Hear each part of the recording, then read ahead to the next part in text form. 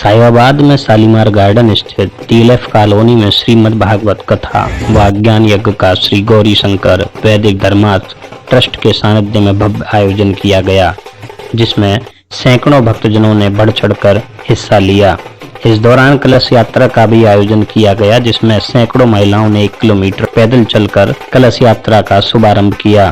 तत्पश्चात स्वामी श्री राजेंद्र आनंद सरस्वती जी महाराज द्वारा श्री मद् भागवत कथा का शुभ आरंभ किया गया, जिसमें भक्तजनों ने कथा का श्रवण कर श्रीमद् भागवत का रसपान कर आनंद प्राप्त किया।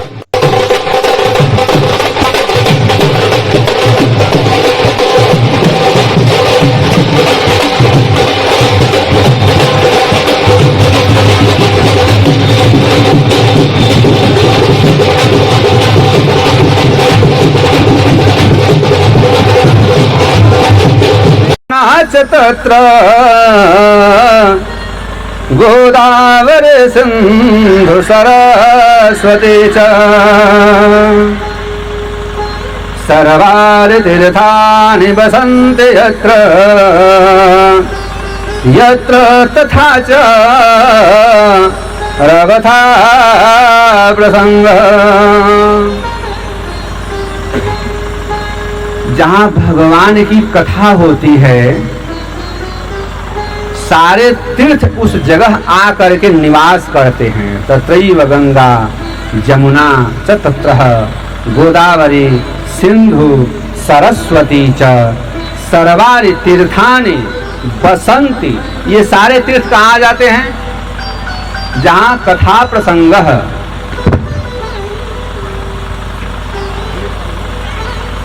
जहाँ भगवान की कथा होती है, सारे तीर्थ वहाँ आकर के निवास करते हैं। जब सारे तीर्थ आ गए हैं, यह आपका छठ पूजा पारक कहाँ बचाते हैं? फिर तो यह वृंदावन धाम हो गया, नहीं हो गया? हाँ, क्या हो गया? हाँ, तो घर से चलना तो क्या करना, कहाँ जा रहे हैं? कहाँ जा रहे हैं? हाँ, जब घर से चलना कोई पूछे कहाँ जा रहे हो, तो ये मत करना छठ पूजा पार्क में जा रहे हैं। अब छठ पूजा कहाँ से बचा है यहाँ पे? ये तो वृंदावन धाम हो गया, है ना?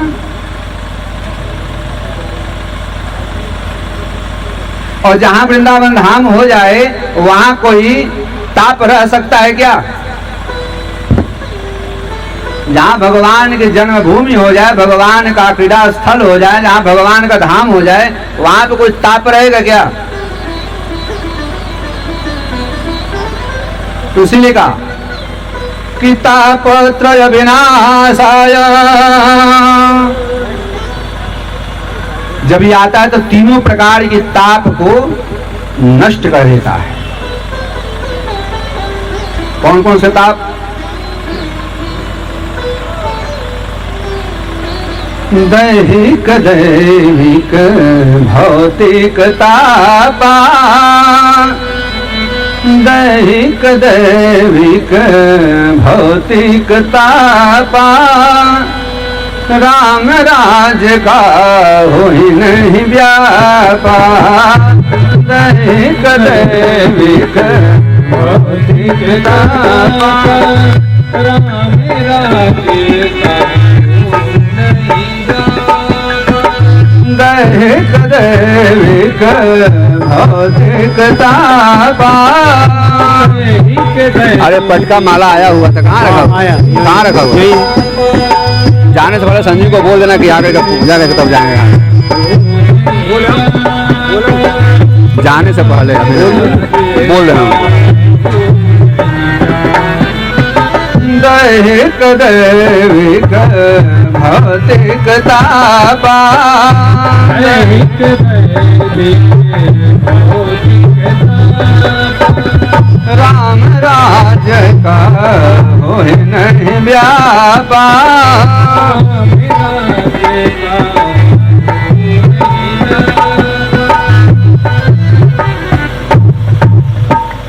जब भगवान का राज्य, भगवान का धाम, भगवान का स्थान, या भगवान का प्रागट्य जब हो जाता है ना, तो जीवन में किसी प्रकार की कोई ताप नहीं रह जाते हैं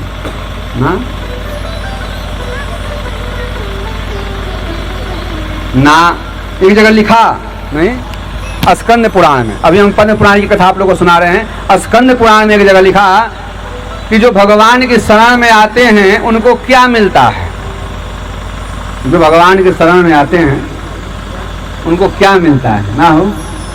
स्कंद पुराण एवं खंडे दुख शोकादि शमनम, सबसे पहले क्या हो जाता है, दुख और शोक का नाश होता है। दुख शोकादि शमनम धन धान्य प्रवर्धनम,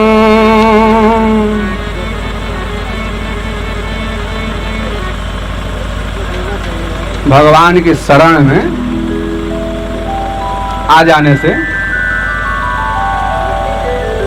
दुख और शोक का नाश हो जाता है नहीं? फिर जीवन में, और जीवन में दुख है तो समझो कि अभी हम शरण में नहीं आए। शरण में आने का मतलब ये नहीं कि आप भगवान की कथा पंडाल में आए हो तो शरण में आए हो, बद्री विशाल गए हो तो शरण में आए हो, वृंदावन गए हो तो शरण में आए हो। कई लोग तो ऐसे हैं जो वृंदावन जाके भी अपने घर में ही रहते हैं ना, हर आधे घंटे में फोन करते हैं, अरे वो दुकानवा पे कुछ बिका लगे ना, नहीं कहते हैं। अरे उनको आने वाले थे, भाई साहब क्या हुआ, उसका काम खा गए तो है वृंदावन ना, गए हैं कहाँ, तो ऐसे वृंदावन जाने का क्या फायदा। भगवान की शरण में आप घर में भी रह सकते हैं, ऐसा नहीं कि आप धाम में जाएंगे, प्रांगण में जाएंगे तभी भगवान के शरण में जाएंगे। शरण में जहां आप सब कुछ त्याग है, जहां आपकी स्मरण में बाहरी चीज कुछ ना आए नहीं। और जब शरण में चला जाता है तो इसीलिए कहा गया, जब भगवान के शरण में या गुरु के शरण में जब जीव चला जाता है ना, उसके जीवन से दुख और शोक समाप्त हो जाता है। और दुख शोक समाप्त तो होते ही क्या मिलता है, धन धान्य प्रवर्धनम।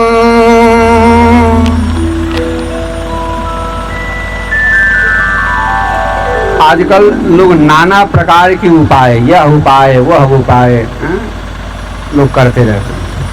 आप न ठीक तरह से अपने परिवार में, अपने घर में अपनी जिम्मेवारियों को सही से निर्वहन करो ना, तो टोने टोटके करने की जरूरत नहीं पड़ेगी। धन धान्य की वृद्धि वैसी होती रहे। सही तरह से हम लोग रहते नहीं हैं। हमको बता दें कि हमारे गृहस्थ जीवन से बड़ा कोई धर्म नहीं है। इस कथा में आप लोगों को सुनने को मिलेगा। हम लोग भ्रम में पड़े रहते हैं क्योंकि भ्रमण नहीं करते, और संत भ्रम को छोड़ देता है। संतों के जीवन में भ्रम नहीं रहता। पता है क्यों? क्योंकि वो भ्रमण करता रहता है ना, इसीलिए हम कहते हैं भ्रमण करते रहो। हाँ, कथा में आते रहो, ये भ्रमण ही तो है। चल करके आना नहीं है भ्रमण। तीर्थों में जाना, आश्रमों में जाना, भ्रम रहित हो जाओगे। और जो भ्रम रहित हो जाते हैं ना, निसंदेह उनका जीवन आनंदमय हो जाता है।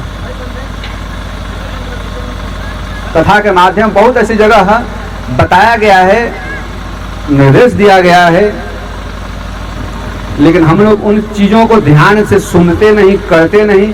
हम लोग महोत्सव में लीन रहते हैं। इसीलिए शायद इतनी कथा सुनने के बावजूद भी हम लोग टोटके और टोने की आश्रय लेने चले जाते हैं, आश्रय लेने पड़ते हैं। कहा कि दुख शोकादि शमनम धन धान्य प्रवर्धनम।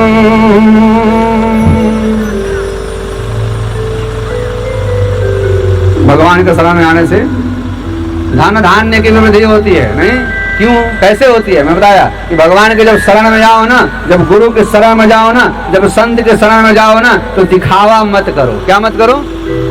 हाँ, दिखावा। इससे क्या दिखावा करना? इसको क्या नहीं पता, छुपाए क्या इसे? कुछ इससे क्या छुपाए भाई? जिसने सब कुछ बनाया, संसार को बनाया, हमें बनाया, इसके सामने दिखावा। इसलिए मैं कहा करता हूं एक बात,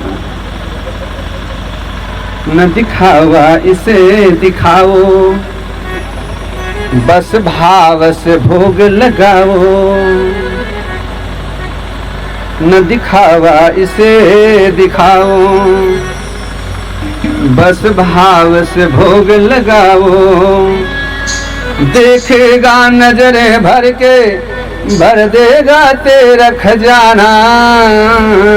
ना लोग धन धाने के तो उपाय करते हैं, मेरा ये काम बन जाए, नहीं ये व्यापार चल जाए, ये फैक्ट्री चल जाए, यही करते हैं ना, ये आमदनी हो जाए, ये आय की व्यवस्था हो जाए। नहीं तो संत कहते हैं इसके सामने निश्चल भाव से मात्र आ जाओ, उसी मात्र से ही ना भ्रम को छोड़ करके इसकी शरण में सहजता से समर्पित हो जाओ, उसी मात्र से ही ये आपके सारे कार्य।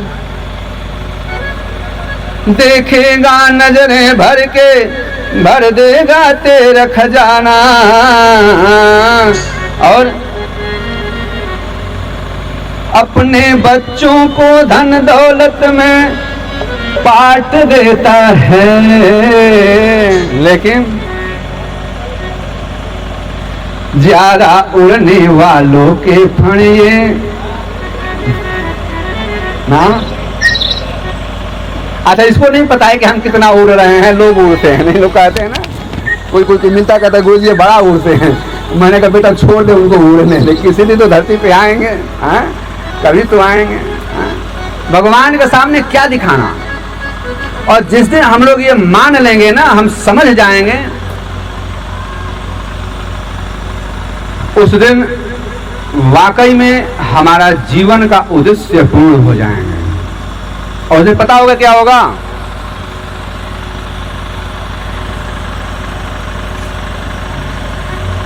मैंने कहा धन धान्य प्रवर्धनम, उसके बाद जब समर्पित हो जाओगे, सहजता से भ्रम को छोड़ दोगे, सौभाग्य संतति करम।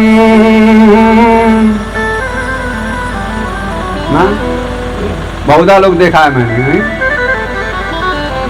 वैसे मैं ज्यादा कहता नहीं हूँ, कुछ बातों को लोग कहते गुरु जी आप रख लेते, बोलते नहीं है, दूसरी बात वो वाकई में हम एक संन्यास जीवन से नहीं संबंध रखते हैं, तो हमारे पास बहुत सारी मर्यादाएं होती हैं, उन मर्यादाएं में हमें रहना होना चाहिए। रहते भी हैं, प्रयास भी करते हैं। इसीलिए हमारी कथा में लोग शिकायत करते हैं, पता क्या करते हैं एक माता जी कहीं गुरु जी कथा चाहे किसी की करें, घूम फिर कर शंकर जी पे आ जाते हैं ना।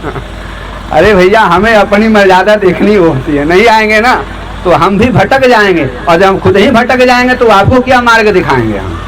हाँ? और आपको बता दें कि कथा के रसिया भगवान शिव ही है। भागवत की कथा भी प्रारंभ बाबा भोलेनाथ से ही है। कथा अभी प्रारंभ नहीं हुई है, अभी मातम में हम लोग सुन रहे हैं। यही कथा सुनाते भी हैं और सुनते भी हैं।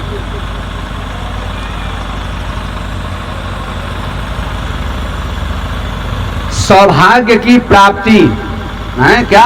सुखमय दाम्पत्य जीवन।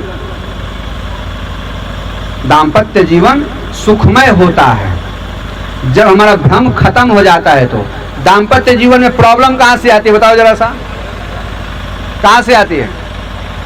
नहीं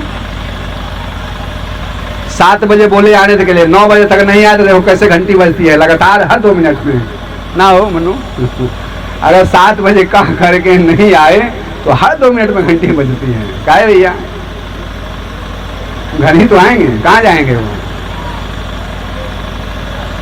हमारा दाम्पत्य जीवन में आज जो वर्तमान जीवन में, वर्तमान समय में इतनी ज्यादा जो दिक्कतें हैं, कठिनाइयां हैं, उसका कारण भ्रम है और कुछ नहीं है, मात्र भ्रम है। और जिस दिन ये भ्रम समाप्त, उस दिन वह जीवन अपने आप सकारात्मक हो जाएगी, आनंदमय हो जाएगी। तो जो भगवान के शरण में भ्रम छोड़ के आते हैं तो क्या होता है?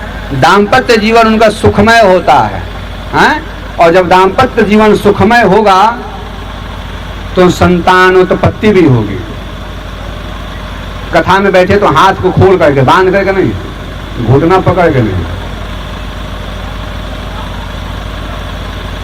सौभाग्य दाम्पत्य जीवन सुखमय होगा तो संतानवान भी होंगे। हमारे यहाँ पुराण में आपको पता है, हमारे यहाँ पुराणों में लिखा गया है कि आप चाहते हो कन्या ना, तो आपके घर कन्या ही होगी।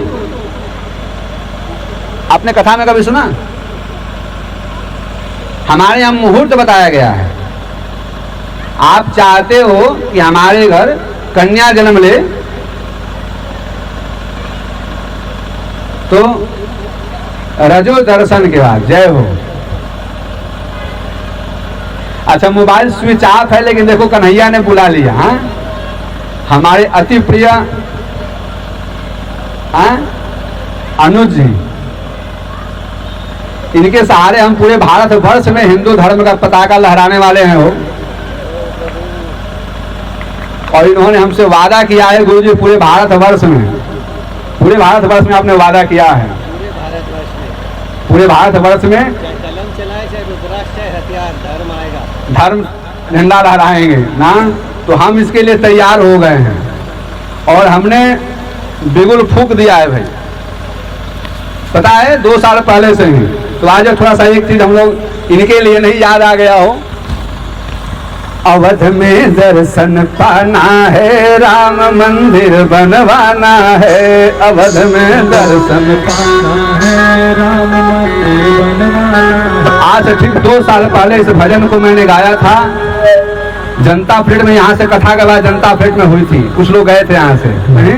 और तब से अब अनुज जी मिले, अब इसको पूरे भारत वर्ष में ना, हिंद के कोने कोने में भगवा लहराना है। हिंद के कोने कोने में भगवा लहराना है। हिंद के कोने कोने में भगवा लहराना है।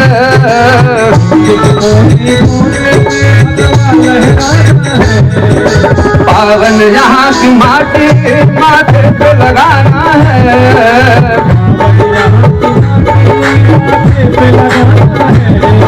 पावन यहाँ की माटी माथे पे लगाना है।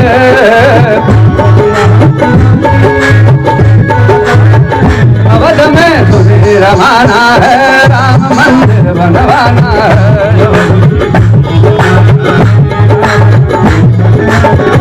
अवध में दर्शन पाना है, राम मंदिर बनवाना है। अवध में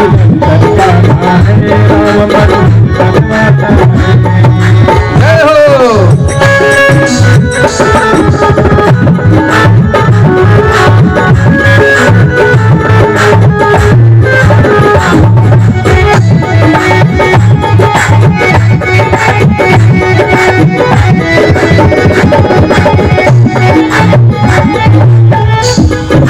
और क्या करना है सबको मिल करके? मुकुट बनाना है, लाल मोती जड़वाना है।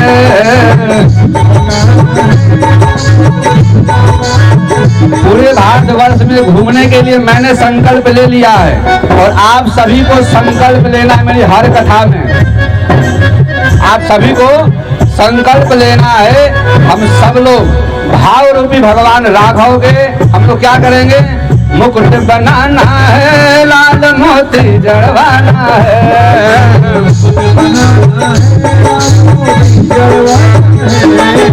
मुकुट बनाना है, लाल मोती जड़वाना है।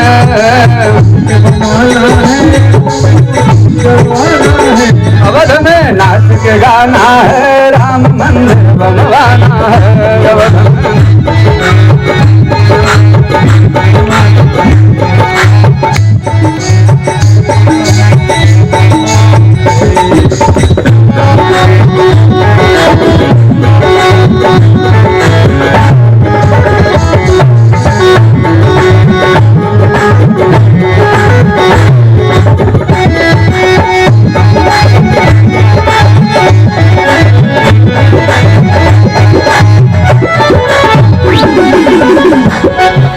राम राज का सारा सुख कल झुक में लाना है।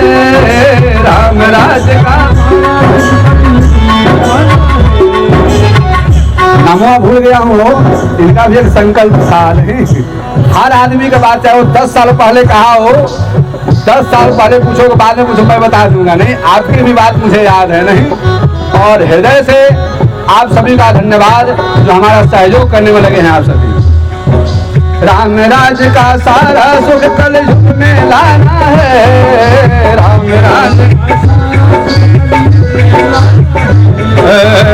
राज का सारा सुख कल युग में लाना है।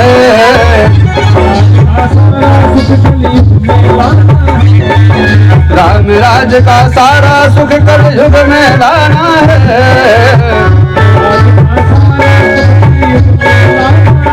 अवध में कीर्तन गाना है, राम मंदिर बनवाना है।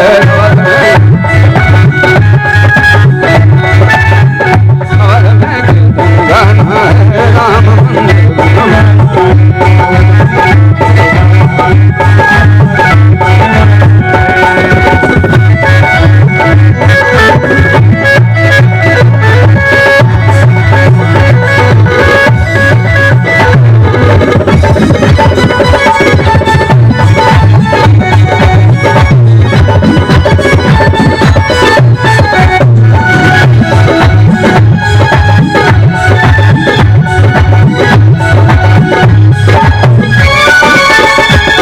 ऐसा होगा तो बड़ा दिव्य झांकी होगी हम सबके जीवन में होगा। क्या राम लखन सिया संग दुलारी देख जुड़ाना है, राम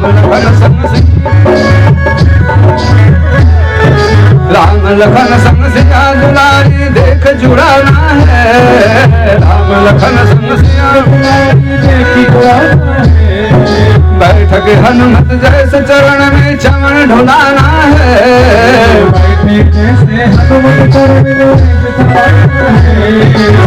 जिसको राम जी के चरणों में बैठ के, और राम जी का चरण होगा पूरा भारतवर्ष, पूरा भारतवर्ष भगवान श्री राम का स्वरूप होगा। और इनके चरणों में बैठ के जो चाहते हैं कि हम चरण ढुलाएं, वो लोग जरूर हमारे साथ बोल लें एक बार। आप भी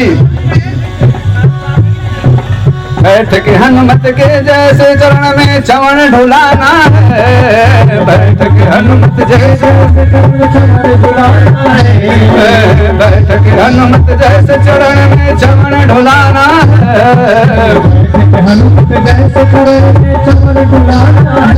अवध में अलख जगाना है, राम मंदिर बनवाना है, अवध में अवध में अलख जगाना है, राम मंदिर बनवाना है।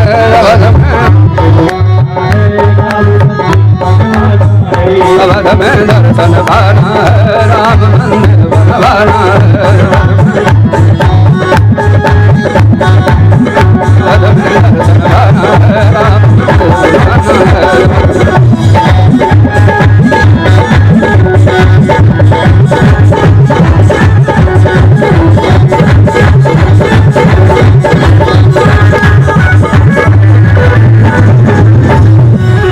बोले सियावर रामचंद्र भगवान की। हर हर महादेव।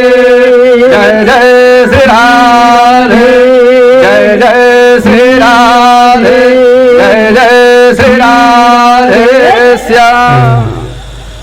बोले गुरुदेव भगवान की। अनुज जी हमारे बीच सच्चिदानंद राय जी हैं, और आप जैसे लोगों से हम जो संकल्प करते हैं ना, वादा निभाते हैं। नहीं? राय साहब हमारे अनुज जी हैं। आप माया जी ना, माला जी। अच्छा अच्छा, हम क्या करें, माया की कथा सुना से तो मायापति बैठे हैं ना, इसलिए माया याद आ रही है। आप दोनों बालक हैं राय साहब, और हिंद सेना पूरे भारतवर्ष में मीडिया के सामने नहीं, इसको बंद कर देना हो, अदर मीडिया, ये बच्चे जो पूरे भारतवर्ष में हमारे हिंदू धर्म का उत्थान के लिए जिन कॉलोनियों में लोग राम को जानते नहीं कि राम का फोटो कैसा है, वैसी कॉलोनी में आप लोग अखंड रामचरितमानस का पाठ अपने खर्चे से, नहीं अपने का, सबका पैसा तो नहीं का पैसा है, किसी और का पैसा थोड़ा हूं है नहीं। ये लोग वहां पे अखंड रामचरितमानस का पाठ कराते हैं जहां लोग राम के विषय में जानना तक नहीं जानते, चाहते नहीं, या जो लोग अपने आप को हमसे अलग मानने लगे हैं ना, ऐसा ही है ना, वो लोग नहीं का, वो लोग कहते हैं हम लोग हिंदू नहीं हैं। उन लोगों को ये कहते हैं कि नहीं, आप सभी सनातनी हैं, हमारे हैं, और आपके यहाँ राघव आएंगे, हम लेकर आएंगे। नहीं तो हम चाहेंगे आप सभी से कि आप लोग इनका सहयोग करेंगे, इनका साथ देंगे, और हम समर्पित हैं आपके लिए नहीं, अपने लिए। राघव मेरा भी है भाई, ऐसा कैसे हो सकता है? भारतवर्ष हमारा भी है, यह देश हमारे हैं, यहाँ के लोग हमारे हैं, तो हम आपके लिए नहीं, हम तो अपने लिए कह रहे हैं। और हम आपसे कह रहे हैं कि आप भी अपने लिए समर्पित होइए। राम कथा या भागवत कथा, राम कृष्ण दो एक हैं, दोनों में से अलग नहीं है, दोनों एक हैं। नहीं, इनकी कथा मात्र महोत्सव न हो, इनकी वास्तविक जीवन की भी कथा हम सब लोग सुने, हम सब लोग जाने, हम सब लोग माने और अपने जीवन में आचरण करें। नहीं, और जब ऐसा हर कोई करने लगेगा ना, तो फिर ये समस्याएं जो आज आ गई हैं ना, बहुत सारी समस्याएं, बहुत सारी व्यवधान, नहीं, हम लोग को दिक्कतों का सामना करना पड़ता, देखते हैं हम लोग। नहीं, बीच बीच में हम लोग बैठते हैं, बातें करते हैं आपस में। तिवारी जी आपको बताया कि ऐसी छोटी छोटी चीजें हम लोग के सामने आती है ना, जहां हम लोग नहीं, कभी कभी ना, लेकिन फिर भी राघव मेरा पीछे से बल दे देता है, लग जा बेटा हमें, और हम लोग पीछे से लग जाते हैं। तो हम ये चाहेंगे कि आप सब लोग भी अपने सनातन धर्म के उत्थान में लगे, मात्र महोत्सव ना मनाएं, मात्र उत्सव ना मनाएं, यह आपके जीवन के लिए आवश्यक है। इस भारतवर्ष को भारतवर्ष बनाएं, और राम कृष्ण की जो कथा है, जो जीवन लीलाएं हैं, वह सबके घर में पढ़ी जाए, सुनी जाए, और सब लोग इसके विषय में वास्तविक जाने। ये लोग देव कैसे कहलाए, पृथ्वी लोक में आकर के मनुष्य का स्वरूप धारण करके इनको हम लोगों ने देवता कैसे माना, क्यों माना, इनके वास्तविक जीवन को आप सब लोग जानिए। और कथा का मतलब भी यही है, कथा उत्सव के लिए नहीं किया जाता है, नहीं, कथा इसको ज्ञान यज्ञ कहा जाता है।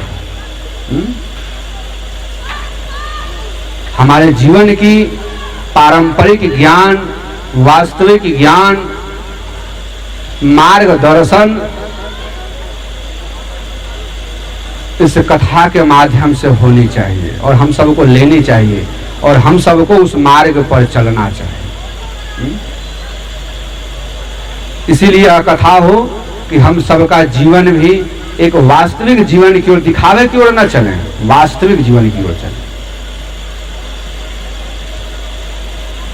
अनुज जी आपको बहुत बहुत शुभकामनाएं, और हम यहाँ के लोगों की ओर से भी आपका साथ में हैं।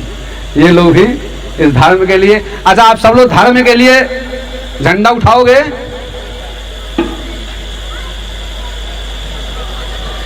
क्योंकि धर्म ही हम हैं, धर्म कोई और नहीं है, यह जो जीवन है यही हमारा धर्म है। नहीं तो अपने तो झंडा उठा ही सकते हैं। बोले सियावर रामचंद्र भगवान की जय। आप लोग बहुत बहुत बधाई के पात्र हैं, और बहुत बहुत आशीर्वाद भी आप दोनों के लिए। भागवत महापुराण कथा सुनाते हुए बताया कि जीवन में जब भगवान के शरण में हम आ जाते हैं ना, भगवान के शरण में कठिनाइयां दिखती हैं बेटा, थोड़ी थोड़ी कठिनाइयां दिखती हैं, लगती हैं, महसूस भी होती हैं। क्यों? क्योंकि वो परीक्षाएं हैं। आपने सुना होगा, संत जब तपस्या करते थे, या आज भी जब कोई धार्मिक आयोजन होता है, तो कोई न कोई राक्षसी प्रवृत्ति के लोग व्यवधान उत्पन्न करते हैं। क्यों? क्योंकि उस परीक्षा से जब पास होंगे तो अगले क्लास में आप जाएंगे, तो परीक्षा में पास होना चाहिए। पास कौन होता है? जो भगवान की शरण में नहीं, दैहिक दैविक भौतिक तापा। जब राम का राज स्थापित तो हो जाएगा ना, एक न दिन होगा, जब हो जाएगा तो फिर ये किसी प्रकार का कोई ताप नहीं, हमारे पूरे देश से बाहर चले जाएंगे, देश के अंदर ही नहीं रहेंगे नहीं, और फिर हर कोई जहां मर्जी जय श्री राम का नारा लगा सकता है। कहा भगवान के शरण में आओगे ना तो दुख शोक आदि सबनम सौभाग्य संततिकरम। इस मार्ग में आपको बता दें धन की भी प्राप्ति होती है, ऐसा नहीं है नहीं, धन की भी मार्ग प्रशस्त होता है इस जगह आने से। तीसरी बात क्या, सौभाग्य दाम्पत्य जीवन सुखमय होता है, संतानोत्पत्ति होती है। आजकल ये दो ज्यादा प्रॉब्लमें आ रही हैं आजकल नहीं, दाम्पत्य जीवन और संतानोत्पत्ति बहुत जगह सुनने को मिलता है। भगवान के शरण में आए तो यह दोनों ही व्यवधानों से आप मुक्त हो जाएंगे। उसके बाद पता होगा क्या होगा, भगवान के शरण में आने से भगवान व्यास जी कहते हैं कि सर्वत्र विजयी प्रथम, बोले भागवत भगवान की। जब सारे भ्रम छोड़ करके जब भ्रमण में निकल जाओगे ना तो सारे भ्रम अपने आप छट जाएंगे, और सारे भ्रम जब अपने आप छट जाएंगे ना तो चारों तरफ एक ही चीज आवाज आएगी, क्या, जय हो ना, जय हो हा? और ये जय हो तभी होगा जब भ्रम छूट जाएगा। भगवान ने कहा, व्यास जी कहते हैं क्या कि तापत्रय विनाशाय, तीनों प्रकार की ताप समाप्त हो जाते हैं। किसके, कैसे, बोले उसके मात्र स्मरण से, दर्शन से। वह कौन है, बोला वही श्री कृष्णाय वयं नुमः।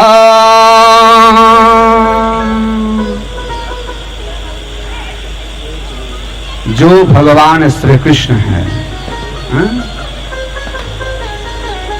भगवान श्री कृष्ण जो सत्यचित आनंद का सुखमय स्वरूप, और अभी रहेंगे निकलेंगे हाँ? हमारे प्रिय जिनकी कथा मैं सुना रहा हूं अभी, सच्चिदानंद राय जी में, अनुज याद होगा, मैंने आपके यहाँ चर्चा किया होगा नहीं, चर्चा अपने आप ही निकल जाता है, मैं नहीं करता हूँ भाई अपने आप ही निकल जाता है। तो व्यासपीठ की पूजन करेंगे, आइए, और व्यासपीठ की पूजन और व्यासपीठ से इनको आशीर्वाद।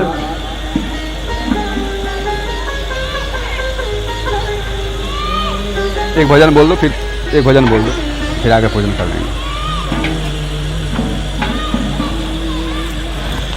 माला पटका लाए हो ना, हाँ रखो, पहले तिलक करवा देना, पूजन करवा देना, उसके बाद में हाँ रखो, अभी नीचे रखो, तिलक चंदन ला दो, तिलक चंदन।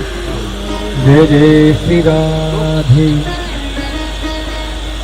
एक कोरी कृपा की कर दो लाडली श्री राधे, एक कोरी कृपा की कर दो लाडली श्री राधे, एक कोरी कृपा की कर दो लाडली श्री राधे। सब लोग मिलकर कहो कि लाडली राधे हम पर कृपा करें, सब लोग मिलकर कर दो लाडली श्री राधे, लाडली श्री राधे, स्वामिनी श्री राधे, लाडली श्री राधे, लाडली श्री राधे, भोले की पाकी कर दो लाडली श्री राधे। इन्हीं के सहारे हम हैं।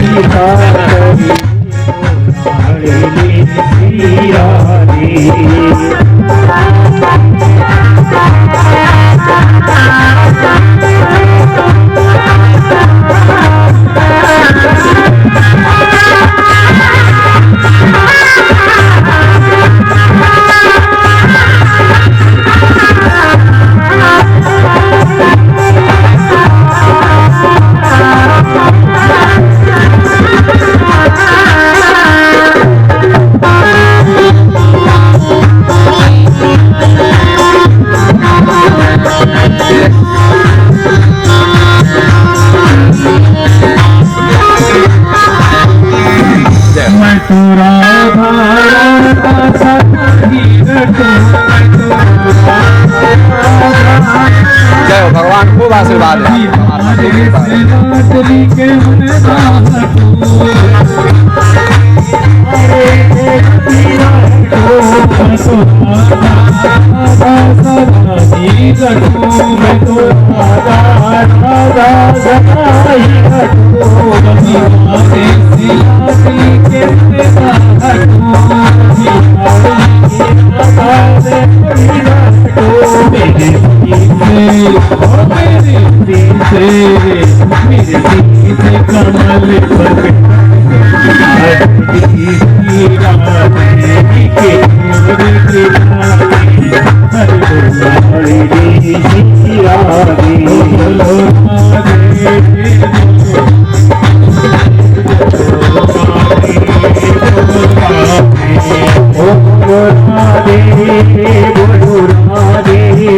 माई गुरु के बारे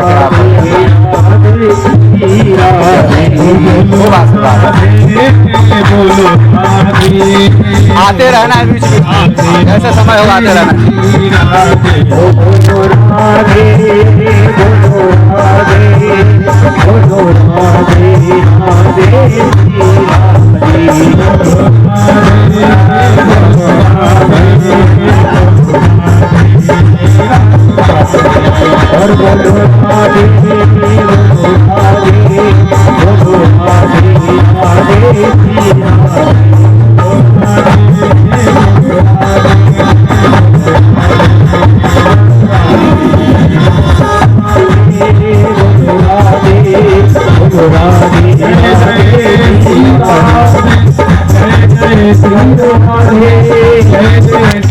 एक अनुज गुप्ता के रखना, अनुज गुप्ता आए हुए हैं।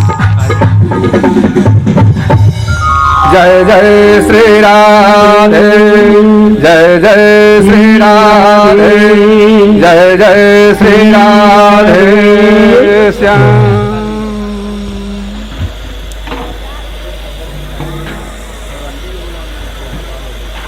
अभी हम कथा सुन रहे थे सत्य चित्त आनंद की में, सच्चिदानंद घन भगवान की, और सच्चिदानंद जी भगवान की सेवा में उपस्थित हुए।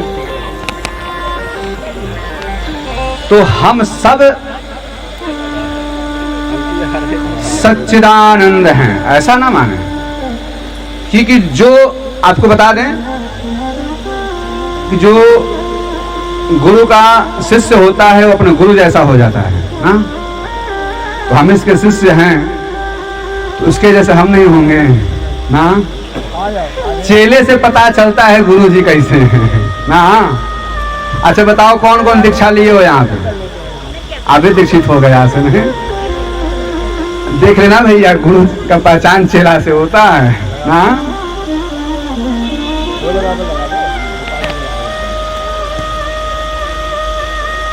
तो सत्यचित आनंद स्वरूप भगवान बाल कृष्ण, जिनका शब्दमय स्वरूप श्रीमद् भागवत महापुराण, जिसका हम सब लोग श्रवण ही नहीं दर्शन भी करते हैं, नहीं? ये मात्र एक पोथी नहीं है, जो ये पोथी रखी गई है, या एक पोथी नहीं है, ये बाल कृष्ण भगवान का शब्दमय स्वरूप है। इसीलिए कहा गया श्लोकम श्लोकादपादम वा। अगर इसका आधा से आधा श्लोक भी अगर हम सुन ले, पढ़ लेना, तो हमारा जीवन सफल हो जाता है, जीवन के उद्देश्य पूर्ण हो जाते हैं और हमारा जीवन आनंदमय हो जाता है।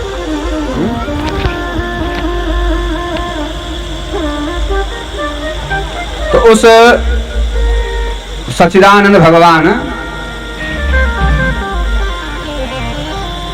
कि यह स्वरूप का जो हम लोग दर्शन कर रहे हैं, व्यास जी ने कहा भागवत जी में कि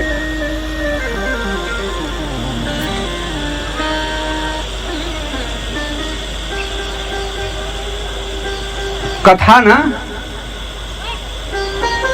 कथा सुनने के लिए श्रोता होना चाहिए ना। कौन होना चाहिए? कौन होना चाहिए? श्रोता। तो हमारे यहाँ कथा का समय रखा गया 2 बजे, श्रोता आते हैं 5 बजे। हाँ? तो इसीलिए हमारे एक संत ने कहा कि महाराज खाली श्रोता ही नहीं होते हैं कथा पंडाल में। बोले कौन कौन होते हैं? बोले और भी 2 लोग होते हैं। बोले महाराज और 2 लोग हैं? बोले हाँ। बोले एक तो श्रोता होते हैं जो ठीक 2 बजे आ जाते हैं, और एक होते हैं सरोता। कौन होते हैं? सरोता। वो आएंगे ठीक 6 बजे, अभी तो बहुत समय है, ठीक 6 बजे आएंगे और जितनी देर कथा चलेगी उतनी देर उनका मुंह चलेगा। सरोता देखा है नहीं? सुपारी काटते हैं। जो पूरबिया है उनको पता होगा ज्यादातर, नहीं है ना? सरोता जितनी देर बैठेंगे उतनी देर क्या करेंगे ना? कथा में ना, और कुछ नहीं तो पता है क्या? व्यास जी ने अभी तक कोई चुटकुला नहीं बोला। अरे व्यास जी को चुटकुला आता नहीं तो बोलेंगे कहां से? हाँ? और नहीं तो कोई टेंट की ही बड़ाई करने में लग जाएगा तो कोई उसकी बुराई करने में लग जाएगा। ये भैया इसका टेंट का क्या कसूर है? हाँ? तुम तो कथा सुनने आए हो, कथा सुनो। नहीं? अच्छा, इसमें एक बहुत अच्छे लोग होते हैं, पता है? तीसरा एक तो श्रोता है बेचारे, वो तो ठीक समय से आ जाएंगे, भगवान की भक्ति में लीन रहेंगे, समर्पित रहेंगे। ठीक आरती का समय, आरती के बाद प्रसाद बंटवाएंगे भी, कर लेंगे तब जाएंगे, और श्रोता सुन ही लिया। और एक होते हैं सबसे अच्छे भगत होते हैं, सबसे अच्छे वाले भगत, पता है कौन होते हैं? वो सोता ना, तीसरे वाले ना, वो आएंगे तो सबसे पहले जगह देखेंगे कौन सा जगह जहाँ पीछे टेक लगा के बैठ सके ना। लेकिन भगवान की कृपा से इस बार ऐसा लोगों ने टेंट लगवाया कि टेक का सिस्टम है खत्म कर दिया ना। इस बार टेक कहीं की व्यवस्था नहीं रखी ना। लेकिन वो बेचारे बहुत अच्छे होते हैं, अपना जगह देख लेंगे और टेक लगा लेंगे और खूब बढ़िया से आंख बंद करके, कोई बोलेगा क्या कर रहे हो? बोले ध्यान में हूँ। नहीं ये बेचारे अच्छे वाले भगत होते हैं। बोले भागवत भगवान की।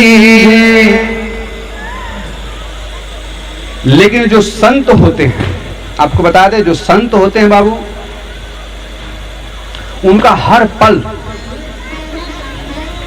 मानवों के लिए चिंतित रहता है कि मानव जीवन कैसे सुखमय हो, कैसे आनंदमय हो, इस चिंतन में पड़ा रहता है। नहीं, जो संत होते हैं,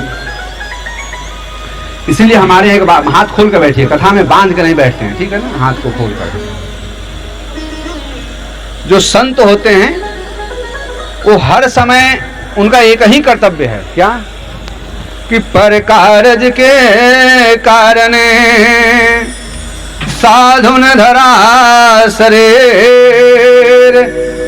उन्होंने इस जीवन को धारण ही किया है काहे के लिए? मानव जीवन की कल्याण के लिए ना।